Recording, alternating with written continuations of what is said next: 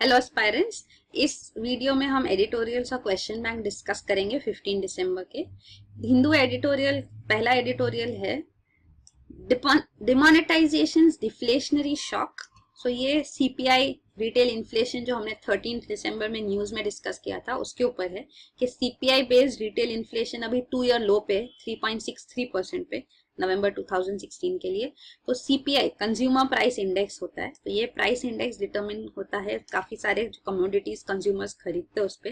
तो इसका ये वेटेज और ये डिस्ट्रीब्यूशन है। तो हाउसिंग 42%, फूड एंड बेवरेजेस 15%, बाकी सारे apparel, transportation, medical care, education वगैरह ये सब यहाँ इसका डिस्ट्रीब्यूशन है। और इसके प्राइसेस के बेसिस पे कंज्यूमर प्राइस इंडेक्स डिटरमिन होता है और इसका वेरिएशन बताता है कि इन्फ्लेशन कितना ऊपर या नीचे जा रहा है। तो जो नवंबर 2016 के लिए वैल्यू था वो 2 ईयर लो पे 3.63% था, और जो नवंबर 2015 एक साल पहले था वो 5.41% था सीपीआई बेस्ड रिटेल इन्फ्लेशन। सो इसलिए ये साल इतना लो भी इसलिए है क्योंकि बेस इफेक्ट फेवरेबल रहा है, क्योंकि इससे कंपेयर होता है तो जब पुराने से कंपेयर होता है और वो बेस जो है जिससे कंपेयर कर रहे हैं वो नॉर्मल नहीं है, काफी हाई है या काफी लो है। तो अगर नॉर्मल काफी हाई है तो इस बार हम कंपेयर करेंगे तो ये काफी लो वैल्यू जाएगा कि चेंज कैसे हुआ है वैसे। तो इसलिए वो फेवरेबल बेस इफेक्ट कहा जा रहा है कि सिंस ये हाई था तो अब काफी लो दिख रहा है। तो ये इन्फ्लेशन हमको लो रखना है पर ये काफी लो जा रहा है। तो अगर इन्फ्लेशन काफी लो जाता है तो गवर्नमेंट को का इनिशिएटिव होना चाहिए, आरबीआई का इनिशिएटिव होना चाहिए कि वो इकोनॉमिक एक्टिविटी फिर से स्पर करने के लिए इंटरेस्ट रेट्स जो होते हैं, बेंचमार्क इंटरेस्ट रेट जो रेपो रेट होता है उसको चेंज करे। तो अगर रेपो रेट कम होगा तो इन्फ्लेशन कंडीशन में, लो इन्फ्लेशन की कंडीशन में हमको रेपो रेट कम करना चाहिए गवर्नमेंट को। तो अगर रेपो रेट कम होगा तो फिर इंटरेस्ट रेट जो बैंक्स के भी है वो भी कम कॉन्सिक्वेंटली होते, और वो कम होने की वजह से लोन्स इजीली अवेलेबल हो जाते पीपल को, और वो लोन्स लेके प्रोडक्टिव एक्टिविटीज करेंगे लोग, इस इकोनॉमिक एक्टिविटी उससे स्पर होगी और फिर से इकोनॉमिक ग्रोथ लाइन पे आएगी, प्राइसेस बढ़ेंगे। और सब प्राइसेस हाई है, थोड़े तो हाई होने चाहिए, अदरवाइज लोग इकोनॉमिक एक्टिविटी में ही पार्टिसिपेट नहीं करेंगे कि मतलब पैसे प्राइसेस कम है तो मतलब बिजनेस क्या करना जब पैसा आना ही नहीं है, इतना कम प्राइसेस है। तो अगर प्राइसेस इंक्रीज होते to some extent then people are interested, वो लोग बिजनेस एक्टिविटी में पार्टिसिपेट करते। तो वो एक पॉइंट होता है। तो अभी हम जो देख रहे हैं कि ये इन्फ्लेशन रेट लो जा रहा है, तो ये एक्चुअली लो जा रहा है क्योंकि फूड एंड बेवरेज ग्रुप जो है वो काफी लो है प्राइसेस उनके, तो इस वजह से ये लो जा रहा है। तो ये जो है ये टेम्पररी है, ये परमानेंट नहीं है। बाकी सारे कमोडिटीज है जो जैसे इवन शुगर एंड कन्फेक्शनरी है, मीट, फिश, एग ये वगैरह जो है उनके प्राइसेस कांस्टेंट ही है। जो पेरिशेबल कमोडिटीज है जैसे वेजिटेबल्स वगैरह वो काफी लो जा रहे हैं। तो इसलिए जरूरी है यहाँ पे कि हम अभी इन्फ्लेशन को लो कंसिडर ना करें, क्योंकि बाकी जो सेक्शंस जैसे सीपीआई में ट्रांसपोर्ट एंड कम्युनिकेशन, एजुकेशन, यहाँ पे भी कोई प्राइसेस चेंज ड्रास्टिक नहीं हो रहे। तो इसीलिए आरबीआई ने ये अभी लेटेस्ट भी जो रेपो रेट चेंज नहीं किया वो राइट है, क्योंकि उनको रेपो रेट अभी कम करने का एक्सपेक्टेशन था क्योंकि इन्फ्लेशन लो जा रहा है। पर ऐसा नहीं है, क्योंकि आरबीआई ने मॉनेटरी पॉलिसी ने जब ये डिसाइड किया था तब उन्होंने भी कहा था कि ये जो फूड एंड बेवरेजेस वगैरह जो है इनका इन्फ्लेशन ये ड्रास्टिक वेरिएशन होते रहता है। तो हमने ये लास्ट टाइम भी डिस्कस किया था, कल डिस्कस किया था कि कोर इन्फ्लेशन और हेडलाइन इन्फ्लेशन होता है। तो हेडलाइन इन्फ्लेशन में फूड बेवरेजेस वगैरह साथ में होते हैं, food and fuel, these are two major commodities. So जब फूड फ्यूल की प्राइसेस साथ में होती है ये वॉलेटाइल होते हैं, कभी भी फूड प्राइसेस काफी हाई हो जाते हैं, कभी काफी लो हो जाते हैं, तो वेरिएशंस होते रहते हैं। ऑयल प्राइसेस का भी ऐसे ही है। तो इनको अगर इंक्लूड करेंगे तो हमको इन्फ्लेशन की ट्रू आइडिया नहीं मिलती है। वो हेडलाइन इन्फ्लेशन बनते कि हेडलाइंस बनती है उनसे कि बहुत इन्फ्लेशन हाई है, बहुत इन्फ्लेशन लो है। पर जो कोर इन्फ्लेशन होता है दैट एक्सक्लूड्स, वो ये फूड एंड फ्यूल को बाहर रख के डिसाइड हो जाते हैं। तो कोर इन्फ्लेशन जो है वो कंसिडर करके ही हमको अपनी पॉलिसीज बनानी चाहिए आरबीआई को। तो पॉलिसी रेट्स भी जो है रेपो रेट्स वो उसको कंसिडर करके लेना चाहिए। तो वही गवर्नमेंट का प्लान है। आरबीआई ने कहा है कि मार्च 2017 का हमारा टारगेट है कि रिटेल इन्फ्लेशन 5% रहे, तो वो उसी के बेसिस पे आगे पॉलिसी रेट्स डिसाइड करेगी। और एक पॉइंट है कि इवन क्रूड ऑयल प्राइसेस है वो काफी हाई जा रहे हैं। तो ये बेस्ड इन्फ्लेशन भी एक्चुअली अगर हेडलाइन भी देखेंगे तो हाई जाएगा, क्योंकि ओपेक का आउटपुट अभी उन्होंने कट किया है। OPEC is organisation of petroleum exporting countries, ये पहले भी हमने देखा, ये ऑयल कार्टेल है, group of companies, group of countries which produce oil. तो वो अपना आउटपुट कट करेगी तो मार्केट में शॉर्टेज होगा जिससे प्राइसेस हाई जाएंगे। तो ये भी एक इंटरनेशनली ये इनिशिएटिव लिया गया है तो उसका भी इफेक्ट आएगा इंडिया पे। तो ये है। अगला जो न्यूज है, अगला एडिटोरियल है वो इंडियन एक्सप्रेस न्यूज़पेपर का है। ये है 1971 इन 2016। तो कल हमने क्वेश्चन बैंक में क्वेश्चन डिस्कस किया, India's role in Bangladesh independence, India Pakistan war of 1971। क्योंकि अभी 45th विजय दिवस सेलिब्रेशन है, 16 दिसंबर को पाकिस्तान आर्मी ने सरेंडर किया था 1971 में, तो अब उसका 45 इयर्स हो चुके हैं। तो ये जो एडिटोरियल है ये उस समय की बात नहीं कर रहे, अब की बात कर रहे हैं। मतलब over the years after India helped Bangladesh gain independence, तो इन दोनों के रिलेशन कैसे रहे। तो इंडिया बांग्लादेश रिलेशंस में काफी डिस्प्यूट्स रही है, जैसे टेरिटरी के बेसिस पे डिस्प्यूट्स, वाटर शेयरिंग के ऊपर डिस्प्यूट है, तीस्ता वाटर शेयरिंग वगैरह, river water sharing, illegal migrants जो बांग्लादेश से आती है इंडिया में उन पे डिस्प्यूट्स है, insurgency, cross border insurgency, insurgents north east से बांग्लादेश में सेफ हेवन लेके छुप जाते हैं, तो बांग्लादेश गवर्नमेंट को उनके अगेंस्ट एक्ट करना चाहिए, जो हर काफी बार इंडिया उनको पुश करते, इनिशिएटिव्स लिए भी जाते कभी नहीं भी, और टेररिज्म। सो ये इनिशिएटिव, ये इश्यूज है जो इंडिया बांग्लादेश रिलेशंस के बीच में आते, गुड रिलेशंस के बीच में।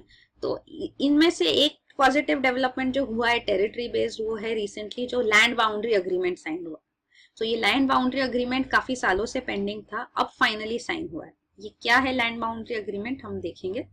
तो इंडिया का बाउंड्री बांग्लादेश के साथ काफी बड़ा है, 4096 किलोमीटर इंटरनेशनल बाउंड्री है, क्योंकि आप देखोगे तो इंडिया के 3 साइड से ये सराउंडेड है बांग्लादेश। ये वेस्ट बंगाल है, ये नॉर्थ ईस्टर्न स्टेट्स है। इवन इंडिया को बांग्लादेश ट्रांजिट नहीं देता है ना, ट्रांजिट फैसिलिटीज फॉर गुड्स, अगर वेस्ट बंगाल से कोलकाता से नॉर्थ ईस्ट जाना है तो ऐसे ट्रांजिट नहीं मिलता, इसलिए हम सिटवे पोर्ट डेवलप कर रहे हैं म्यांमार में। तो इश्यूज है बांग्लादेश के साथ भी। पर ये जो लैंड बाउंड्री अग्रीमेंट था ये काफी लंबा पेंडिंग अग्रीमेंट था, फाइनली जो अब हुआ है उसके अंदर लैंड स्वैप हुआ है, मतलब थोड़े एरियाज स्वैप किए बांग्लादेश को मिले, थोड़े एरियाज इंडिया को मिले। तो ये क्यों हुआ है, क्योंकि हमारे दोनों के एनक्लेव्स थे इंडिया और बांग्लादेश के बीच में, ये बॉर्डर रीजन में। तो ये एनक्लेव्स क्या होते हैं, मतलब जैसे कि ये एक कंट्री है इंडिया, इसके अंदर एक टेरिटरी है ये बांग्लादेश की है, तो इसको कहते हैं enclave, surrounded on all sides by other country.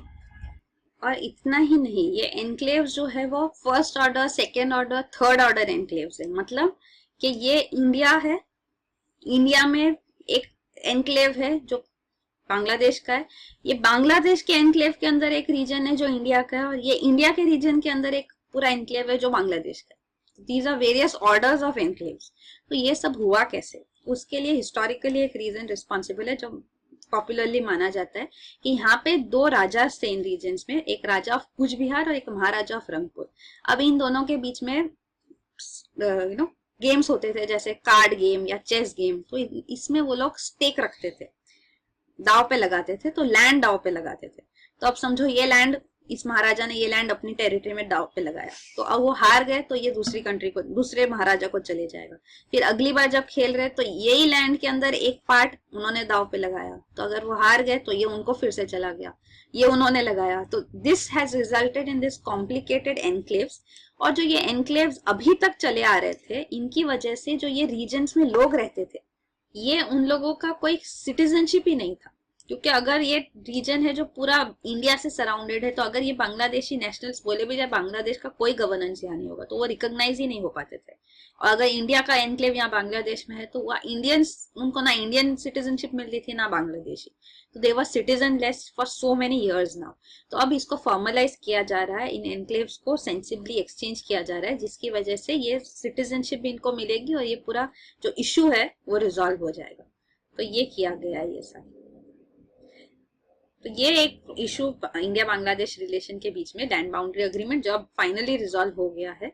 और दूसरा पॉइंट जो हाईलाइट किया जा रहा है वो है regarding the bilateral trade. So bilateral trade भी इंप्रूव करना चाहिए, और इंडिया को बांग्लादेश में इन्वेस्ट करने की भी जरूरत है, क्योंकि चाइना ने अक्टूबर 2016 में, अभी जब प्रेसिडेंट जी जिनपिंग चाइना में बांग्लादेश में विजिट किया था उन्होंने, तो उन्होंने $24 बिलियन वर्थ लोन्स एक्सटेंड किया है बांग्लादेश को, जो इंडिया के लोन्स के मुकाबले 10 गुना ज्यादा है। तो इंडिया को भी यहाँ पे काफी इंप्रूवमेंट करनी चाहिए, ताकि बांग्लादेश जो उसका क्लोज नेबर है, क्लोजली प्लेस्ड है, वो इंडिया के तरफ ही रहे। तो ये है। बाकी इंडिया और बांग्लादेश काफी सारे ग्रुपिंग्स में भी साथ में, जैसे SAARC, South Asian Association for Regional Cooperation, BCIM, Bangladesh China India Myanmar, BIMSTEC, Bay of Bengal initiative for multi sectoral technical and economic cooperation. तो यहाँ पे Bangladesh, India, Myanmar, Sri Lanka, Thailand और नेपाल, भूटान, ये सारे मेंबर्स है। तो ये ग्रुपिंग्स वगैरह में भी बांग्लादेश इंडिया के साथ है। तो बांग्लादेश इंडिया कॉपरेशन बायलैटरली और मल्टीलैटरली स्ट्रांग है और उसको फर्दर स्ट्रेंथन करने की जरूरत है, क्योंकि बांग्लादेश का भी इकोनॉमिक ग्रोथ रेट काफी हाई है, तो इंडिया को भी उसमें इन्वेस्ट करना चाहिए। फिर अगला हम देखेंगे क्वेश्चन बैंक। सो जो आज का क्वेश्चन बैंक है, एक क्वेश्चन इंसर्ट किया गया है लीड आर्टिकल पे। द क्वेश्चन है, the scheduled tribes and other traditional forest dwellers recognition of forest rights act 2006, इसको शॉर्ट में FRA एक्ट बोलते हैं, फॉरेस्ट राइट्स एक्ट, जैसे RTE बोलते हैं, राइट टू एजुकेशन को, शॉर्ट में ये FRA कहा जाता है। तो ये 2006 में एक्ट पास हुआ था। तो this was passed a decade ago, 10 साल पहले। तो अब इसके मेजर प्रोविजंस को डिस्कस करो, इसका इम्प्लीमेंटेशन ये एक डेकेड में कैसा हुआ है, और जो ये जो दो रूलिंग्स है, जुडिशियल रूलिंग्स है इसी सेम फॉरेस्ट राइट मैटर्स पे, समता जजमेंट और नियमगिरी जजमेंट, तो इसके बारे में भी डिस्कस करो। तो जो फॉरेस्ट राइट्स है, हिस्टोरिकली फॉरेस्ट राइट्स में ट्राइबल्स ही रहते थे, फॉरेस्ट ट्राइबल ड्वेलर्स होते थे, मतलब ट्राइबल पॉपुलेशन फॉरेस्ट में रहते थे। तो उनको फॉरेस्ट के साथ लगाव भी था, वो उनका ध्यान भी रखते थे, ट्रीज वगैरह का, एनिमल्स का, और उसी से उनका वो गुजारा चलता था। वो फॉरेस्ट प्रोड्यूस कुछ नहीं बेच दिया, खा लिए, तो वो एक कम बस सिम्बायोसिस में रहते थे। पर अब क्या हो रहा है कि जो कॉलोनियल पावर्स आए, तो कॉलोनियल पावर्स ब्रिटिशर्स जैसे इंडिया में आए, तो इन्होंने फॉरेस्ट स्टेट गवर्नमेंट के कंट्रोल ले लिया कि ये स्टेट की प्रॉपर्टी है। तो वो एक झटके में सारे ट्राइबल्स का फॉरेस्ट राइट्स वैनिश हो गया। तो उनको कभी ट्रेस पासर्स कहा जाता था कि ये गवर्नमेंट प्रॉपर्टी में ये ट्राइबल्स कैसे आ रहे। तो यही ट्रेंड, कॉलोनियल लेगेसी जो है, ये कंटिन्यू हुई इंडिपेंडेंस के बाद भी। जो इंडियन फॉरेस्ट डिपार्टमेंट जो है, वो ट्राइबल्स को, फॉरेस्ट ड्वेलर्स को एनक्रोचर्स मानती है कि वो फॉरेस्ट लैंड में एनक्रोच कर रहे हैं। तो ये जो था ट्रेंड, इसको रिवर्स करने के लिए ये एक्ट पास किया गया था। तो फॉरेस्ट ड्वेलर्स को राइट्स मिले उनके लैंड पे। तो ये ट्राइबल फॉरेस्ट राइट्स एक्ट जो था, ये इसके मेजर प्रोविजन जो हम डिस्कस करेंगे तो वो ये है। एक तो टाइटल राइट्स मिलता है, मतलब ओनरशिप टू लैंड मिलता है। तो कौन सा लैंड, जहाँ पे वो रह रहे थे एज ऑन 13 दिसंबर 2015। तो सारे ट्राइबल्स जो ये लैंड पे रह रहे थे, मैक्सिमम 4 हेक्टर्स तक का ये लैंड उनको ओनरशिप मिल सकता है। जो नॉन ट्राइबल है, जो ट्रेडिशनल फॉरेस्ट ड्वेलर्स है पर ट्राइबल्स नहीं है, तो उनको एविडेंस बताना पड़ेगा कि 3 जनरेशन से वो वहां रह रहे, मतलब लास्ट 75 ईयर्स से वो वहां रह रहे। तो उन केसेस में उनको भी लैंड ओनरशिप दी जाएगी। तो ये एक राइट मिल रहा है। दूसरा है माइनर फॉरेस्ट प्रोड्यूस यूज कर सकते हैं, तो ये राइट एक था। तीसरा है रिलीफ एंड डेवलपमेंट राइट्स, कि अगर उनका इलीगल एविक्शन होता है, डिस्प्लेसमेंट होता है, तो उनको रिलीफ कंपेंसेशन मिलना चाहिए, क्योंकि वो लैंड भी उनका उस पर रहने का हक है। और चौथा है फॉरेस्ट मैनेजमेंट राइट्स, के जॉइंट मैनेजमेंट होगा, ट्राइबल्स फॉरेस्ट और वाइल्ड लाइफ को भी प्रोटेक्ट करेंगे। तो ये भी उनके राइट्स है। तो ये 4 मेजर राइट्स है जो ये 2006 का एक्ट प्रोवाइड करता है। और एक मेजर प्रोविजन जो ये एक्ट प्रोवाइड करता है वो है रोल ऑफ ग्राम सभा। तो सिग्निफिकेंट रोल ग्राम सभा को दिया गया है कि जो ये लैंड राइट मिलेगा तो किसको मिलना चाहिए, कितना लैंड मिलना चाहिए, ये सब डिसाइड फाइनलाइज ग्राम सभा करेगा। तो ग्राम सभा क्या होता है, हर विलेज या ग्रुप ऑफ विलेजेस में जो सारे इलेक्टरेट्स है, जो एलिजिबल वोटर्स है, वो सब मिलके एक ग्राम सभा बनता है। तो ग्राम सभा मीटिंग्स होती है, इसमें डिस्कस होता है और ये रेजोल्यूशंस पास करेगी। तो ये प्रोमिनेंट पावर ग्राम सभा को दिया गया ये फॉरेस्ट राइट्स एक्ट के अंदर। तो इससे फॉरेस्ट राइट्स फिर से ट्राइबल्स के पास जा रही है, ट्रेडिशनल फॉरेस्ट ड्वेलर्स, इस सिर्फ ट्राइबल्स नहीं, ऑल ट्रेडिशनल फॉरेस्ट ड्वेलर्स के लिए जा रही है। पर जो अभी तक जो चला आ रहा है, तो अभी भी जो गवर्नमेंट इनिशिएटिव्स लेती है वो pro development, pro private sector होता है, जो फॉरेस्ट राइट्स पे एक्चुअल एक्सप्लॉइट करते हैं। जैसे जो एनक्रोचर्स फॉरेस्ट ट्राइबल्स को बोलते हैं, तो वो ट्राइबल्स एनक्रोचर्स नहीं है, रादर देन ट्राइबल्स जो एनक्रोचर्स है, रियल एनक्रोचर्स जो है वो माइनिंग कंपनीज होती है, प्राइवेट सेक्टर, पावर सेक्टर जो कंपनीज है, इरिगेशन प्रोजेक्ट्स की companies, timber, paper industries, forest resort, tourist industry, ये एक्चुअल एनक्रोचर्स है जो फॉरेस्ट को रिप्लेनिश नहीं कर पाते बल्कि डिप्लीट करते, कम करते। तो ये सबको अथॉरिटी दी जाती है गवर्नमेंट के थ्रू और गवर्नमेंट इनसे राइट्स ले लेती है। तो ये सारा इशू है। तो इंडियाज मेन रिसोर्सेज जो मेजर है, मिनरल रिसोर्सेज, फॉरेस्ट, वाटर, वो सब कंजर्व करने की जरूरत है रादर देन प्लंडर। तो अब इसके लिए जो गवर्नमेंट की अभी इनिशिएटिव्स लिए जा रहे हैं, तो ईज ऑफ डूइंग बिजनेस के नाम पे काफी सारे प्राइवेट सेक्टर को ये क्लियरेंस दिया जाता है ट्राइबल इनहेबिटेड फॉरेस्ट एरियाज में, और ट्राइबल्स के राइट्स छीन लिए जाते हैं। तो ये सारा कुछ against the provisions of FRA भी है, पर गवर्नमेंट करती है। काफी सारे लेजिस्लेशंस भी पास हुए हैं, जैसे अभी government mines and minerals development and regulation act को अमेंड कर रही है ताकि ग्राम सभा के पावर्स कम हो जाए। तो ये एक्ट 1956 का एक्ट, इसके अंदर भी ग्राम सभा को पावर्स दिए गए, तो अब वो कम हो जाएगी, उनकी कंसेंट की जरूरत ना पड़े। ऑलरेडी ये ग्राम सभा की कंसेंट नहीं जरूरत है मिड साइज कोल माइंस के लिए, ऑलरेडी इसके ऊपर ये हो चुका है इसके ऊपर कि ये नहीं होगा अब से। कंपेंसेटरी अफॉरेस्टेशन फंड एक्ट है, उसके अंदर भी अमेंडमेंट्स करने की ऐसी कोशिश की जा रही है कि इसके प्रोविजंस कम हो। इवन जो रूल्स है FRA एक्ट को इम्प्लीमेंट करने के लिए, उनको भी चेंजेस किया जा रहा है ताकि डाइल्यूशन हो सके ये लेजिस्लेशन का। तो ये सब को सेफगार्ड करना है, ये सब नहीं होना चाहिए। तो पॉलिसी भी जैसे ease of doing business policy है, तो उसके नाम पे सारे प्राइवेट सेक्टर प्रोजेक्ट जो है उनको क्लियरेंस दिया जाता है विदाउट लुकिंग इनटू के फॉरेस्ट पे क्या असर होगा, ये ट्राइबल ड्वेलर्स जो है, फॉरेस्ट ड्वेलर्स जो है, उन पे क्या असर होगा, तो वो सब कंसिडर नहीं किया जाता है। इवन वाइल्ड लाइफ रिलेटेड जो national board for wild life है, इसके चेयरपर्सन भी प्राइम मिनिस्टर ही है, इसको भी अभी नया रिकॉन्स्टिट्यूट किया गया और इसके पावर्स, इसके मेंबरशिप काफी कम कर दी है। तो नंबर ऑफ इंडिपेंडेंट एक्सपर्ट्स भी जो है वो भी कम हो गए, 15 से सिर्फ 3 हो गए। तो ये सब पॉइंट्स भी हाईलाइटेड है। तो अभी रिजल्ट ये है कि काफी सारे फॉरेस्ट ड्वेलर्स को पत्ता जो है, लैंड राइट्स जो है वो नहीं मिल पा रहे, कम्युनिटी फॉरेस्ट राइट्स भी होती है वो भी नहीं मिल पा रही है। तो सुप्रीम कोर्ट में भी ये केस गया है और 2015 में सुप्रीम कोर्ट ने कहा है सारे स्टेट गवर्नमेंट्स को कि एफिडेविट सबमिट की जाए कि कितने क्लेम्स उनके पास आए और कितने क्लेम्स उन्होंने रिजेक्ट किए। तो इसके ऊपर जजमेंट होगा।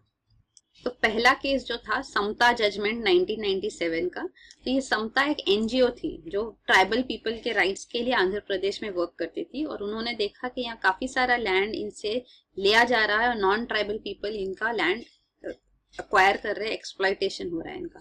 तो उन्होंने फाइल किए थे केसेस और ये सुप्रीम कोर्ट तक गए और 1997 में सुप्रीम कोर्ट का जजमेंट आया था कि जो ट्राइबल लैंड नॉन ट्राइबल्स को ट्रांसफर किया जा रहा है वो इलीगल है। तो ये प्राइवेट माइनिंग के लिए किया जा रहा था।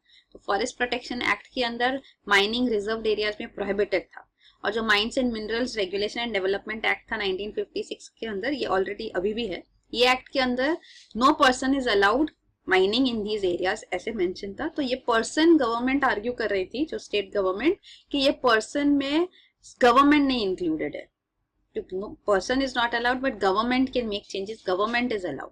पर सुप्रीम कोर्ट ने रूल किया कि नहीं, गवर्नमेंट भी नहीं अलाउड है। अगर कोई पर्सन अलाउड नहीं है तो गवर्नमेंट भी अलाउड नहीं हो सकती। तो ये उनका जजमेंट था। उन्होंने सारे माइनिंग लीजेस जो गवर्नमेंट ने दी थी शेड्यूल्ड एरियाज में माइनिंग के लिए, वो सारे कैंसिल कर दिए थे सुप्रीम कोर्ट ने।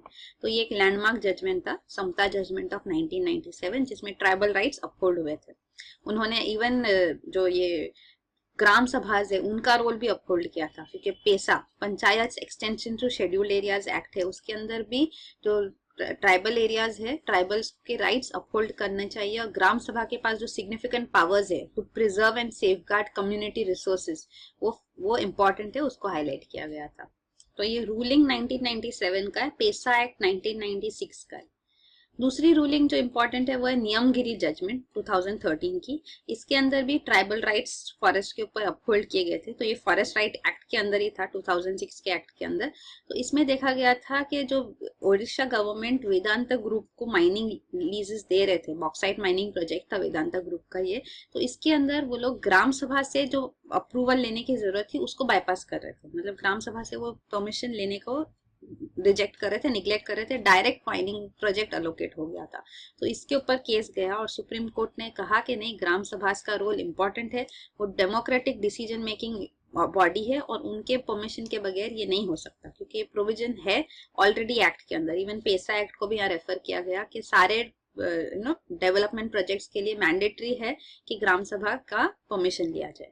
तो ये शेड्यूल्ड एरियाज में अगर माइनिंग हो रहा है तो ये इम्पोर्टेंट है। तो ये दोनों जजमेंट्स में ग्राम सभा का पावर्स अपहोल्ड किया गया है, जो सिग्निफिकेंट है, ट्राइबल राइट्स के लिए सिग्निफिकेंट है। फॉरेस्ट ड्वेलर राइट्स के लिए, including non tribals also who are forest dwellers. तो ये है। दूसरा हमने जो डिस्कस किया था कंपेंसेटरी अफॉरेस्टेशन फंड बिल जो है, तो ये बिल अभी पास होगा। ये सुप्रीम कोर्ट के इनिशिएटिव पे ये बना था कि जो भी इंडस्ट्रीज डेवलप होती है, एस्टेब्लिश होती है और वो फॉरेस्ट कट करते, तो जो फॉरेस्ट कट हुए उसको कंपेंसेट करना पड़ेगा, उसके लिए अफॉरेस्टेशन होना चाहिए। तो उसके लिए वो लोग फंडिंग देंगे। तो वो सारा फंडिंग जो वो लोग देते हैं वो एक कंपेंसेटरी अफॉरेस्टेशन फंड में जाता है। तो ये सारा फंड है, उसको रेगुलराइज करने के लिए गवर्नमेंट इनिशिएटिव्स ले रही है, बिल बनाया गया है। तो सारा ये पैसा 90% है स्टेट्स को जाएगा, 10% गवर्नमेंट, सेंट्रल गवर्नमेंट को जाएगा, जिससे वो रेगुलेशन करेगी। तो स्टेट गवर्नमेंट ही फंड में से अलोकेट करेगी फॉर वेरियस अफॉरेस्टेशन पर्पसेस। तो सारे जो पर्पसेस है जैसे increasing forest cover, forest regeneration, wild life protection and other protection, green cover activities protect करने के लिए बाकी सो एक्टिविटीज है, उसके लिए फंडिंग हो सकता है। पर इसके ऊपर भी क्रिटिसिज्म है कि ये फंड सिर्फ इम्पॉर्टेंट अफॉरेस्टेशन एक्चुअली वो रीजन्स में यूज करना चाहिए। कहीं भी ट्रीज ग्रो कर लिया तो वो ये फंड प्रॉपरली यूज नहीं होगा, कंपेंसेशन नहीं होगा एक्चुअल।